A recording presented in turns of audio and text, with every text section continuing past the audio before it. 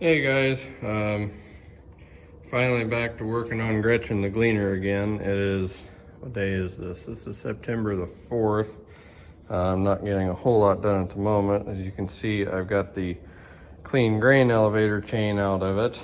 I had a little bit of free time yesterday evening, so I fired this thing up, and I had enough new chains on it that I was able to start it up and have the whole machine under power basically for the first time since I've owned it. And the things that we had done were doing good. As you can see, I've got this chain back off of it now. But anyway, I heard like a popping or a banging noise coming from the other side, and isolated it down to the clean grain elevator. And what's going on there, that chain is worn to the point where it was running very, very loose, and there was no adjustment left up in the top to be able to tighten it up anymore. So I'm working on getting parts ordered to replace the chain. While I'm at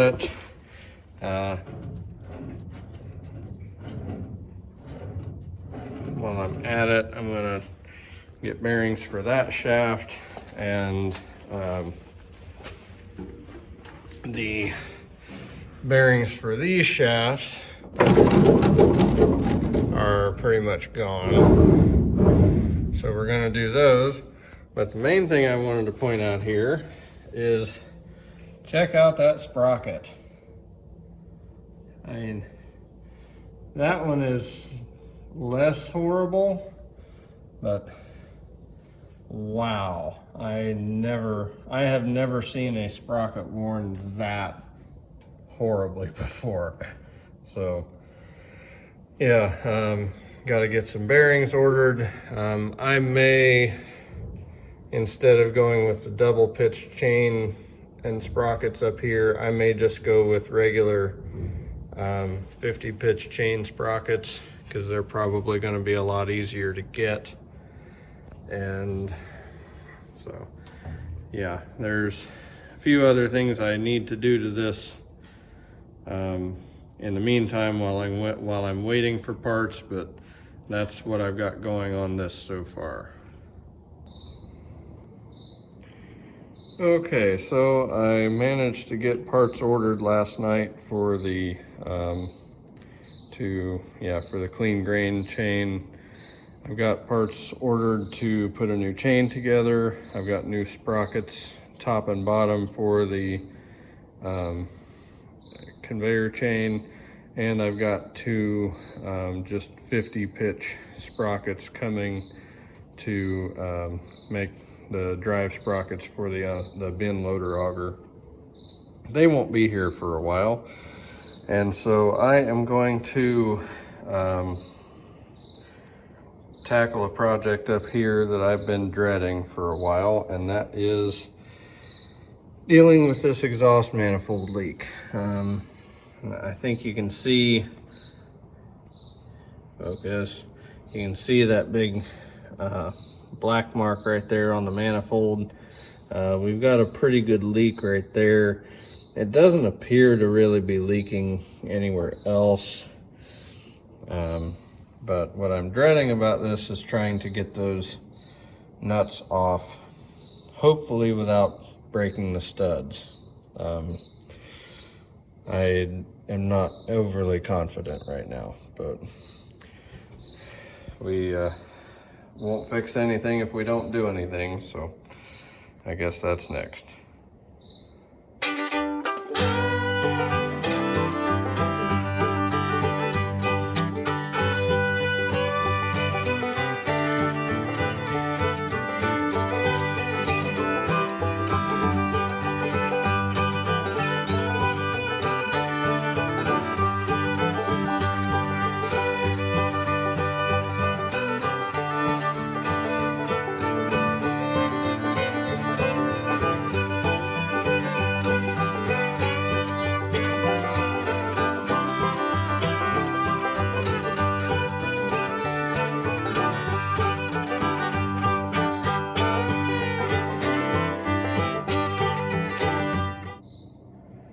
Okay, so the box end wrench was able to get 3 of them off, but that one, and that one still aren't wanting to move. So I'm gonna switch to the adjustable wrench, see if that'll get it.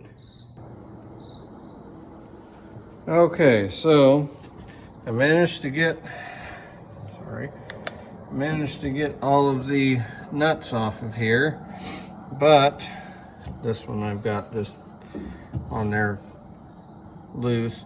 The manifold is rusted onto this stud right here. So what I've been doing, I've got a bolt down on the bottom side, putting some pressure on there, and I've been just sticking a big pry bar in and wiggling this back and forth, and it is finally starting to move.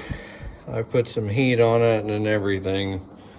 It has not wanted to play ball, but I think we're getting closer. I hope I get it off here without breaking my darn manifold.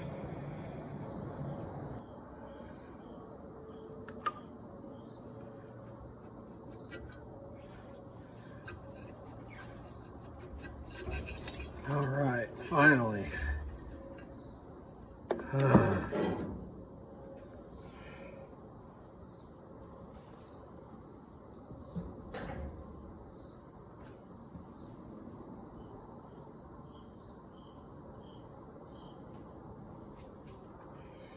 That was an ordeal. Okay, so it's finally off the combine. I've got it over here and kind of set up on the mill. I'm not crazy about this setup. I've got it indicated in fairly well right now across the 2 intake flanges. The exhaust flanges are all pretty rough. So anyway, we're gonna give this a shot at surfacing it. The worst part about setting this up is that this is a casting and there is nothing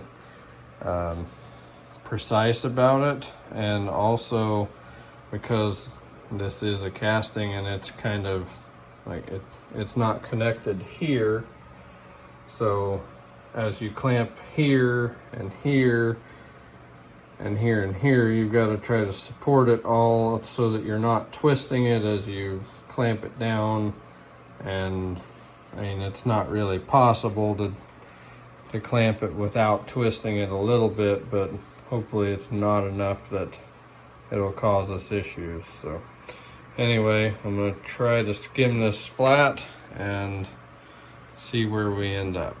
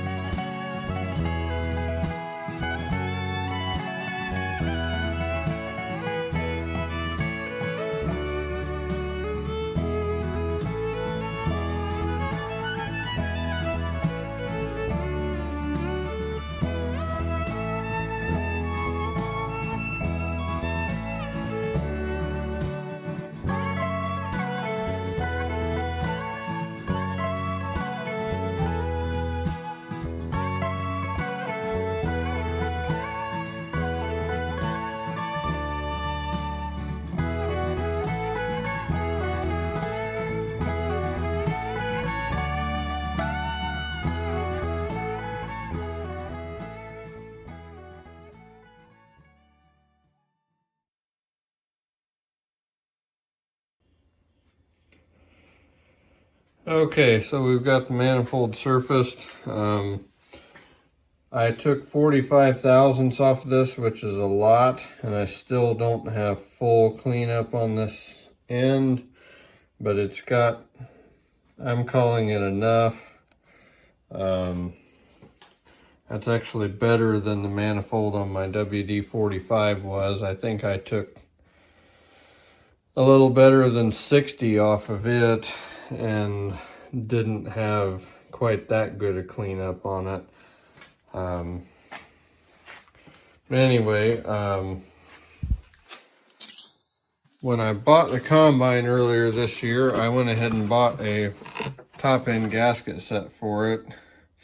So this is the same gasket set I used on the WD-45. It's a Felpro HS7514S. So it's got all of our manifold gaskets. I am going to put the valve cover gasket on it because the valve cover leaks. And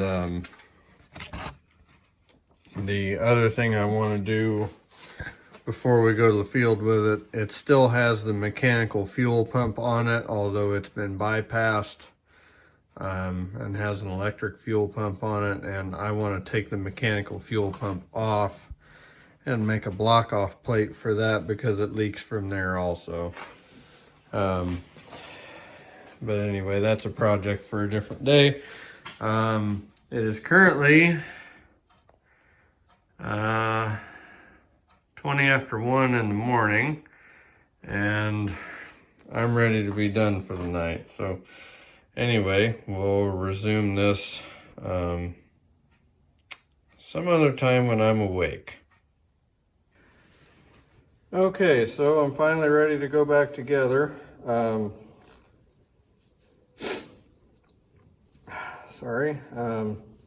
What I do is on my manifold gaskets, I put a coat of high temp RTV silicone on both the manifold and the mating surface side of the gasket.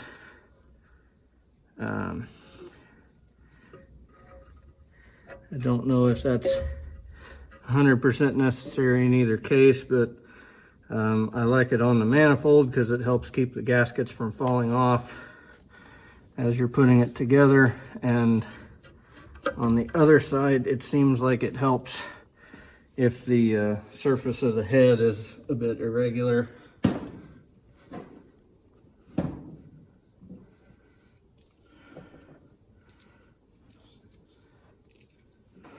And then I have 6 new heavy duty 7/16 washers. I did run a thread dye over the studs to clean the threads up.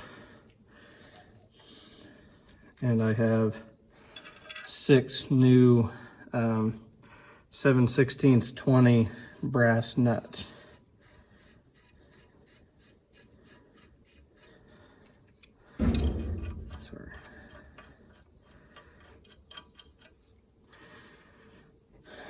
And if I remember correctly, I think you're actually supposed to snug the outside two first because they are actually centered in line with the, or centered in between the ports. So if you snug those first, it will help pull the manifold up and hold it straight.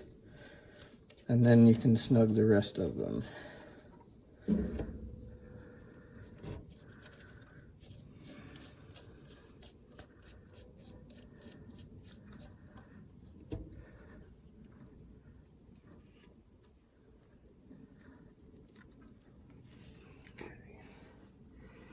Somewhere, here it is. I'm going to say somewhere I have a 5/8 wrench.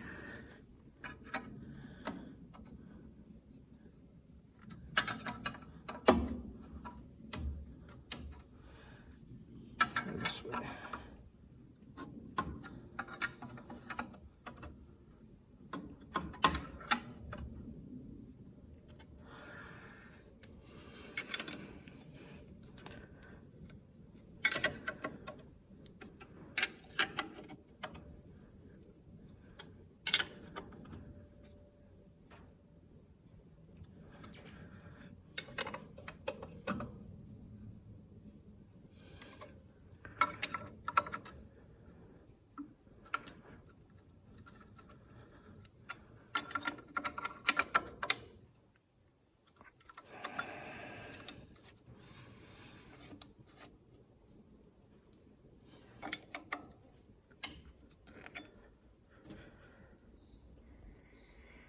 Okay, so we're all back together. Let's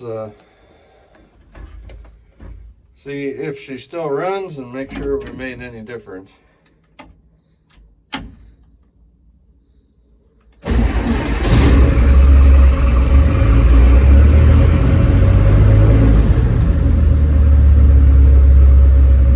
Sounds a lot better from in here. See what it sounds like outside.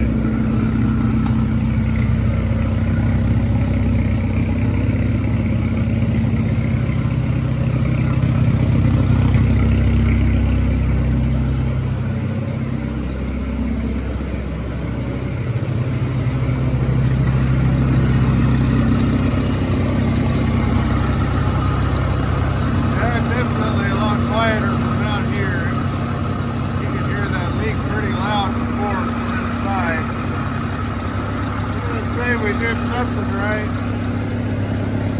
or at least right enough. So anyway, sorry this video got long. If you're still here, thank you for watching.